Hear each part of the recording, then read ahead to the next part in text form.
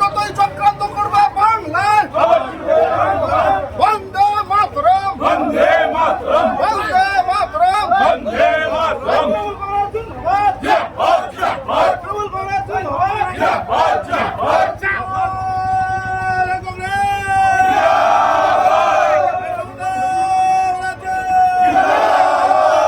কলকাতায় আইপ্যাকের অফিসে ইডির হানার প্রতিবাদে সিতাই ব্লক তৃণমূল কংগ্রেসের পক্ষ থেকে বিক্ষোভ মিছিল সংঘটিত হলো।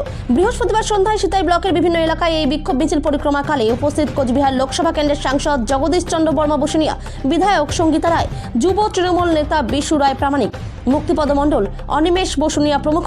কোচবিহার থেকে সুমন মণ্ডলের রিপোর্ট, বিগ নিউজ বাংলা। আজকে কলকাতার আইপ্যাক অফিসে এবং আইপ্যাকের কর্ণধার প্রতীকজনের বাড়িতে ভোর 6টার সময় ইডি অতর্কিতভাবে বিনা নোটিশে হামলা করে এবং আইপ্যাকের অফিসে আমাদের তৃণমূল কংগ্রেসের বিভিন্ন প্রার্থী তালিকা থেকে শুরু করে বুথের সমস্ত ডাটা সেখানে মজুদ ছিল। সেই ডাটাকে চুরি করার জন্য সকালবেলা ভোর 6টার মধ্যে ইডি অতর্কিতভাবে আইপ্যাকের অফিস সল্টলেকের এবং লাউসডান স্ট্রিটে প্রতীক জৈনের বাড়িতে হামলা করে। আমরা তীব্র ধিক্কার জানাই।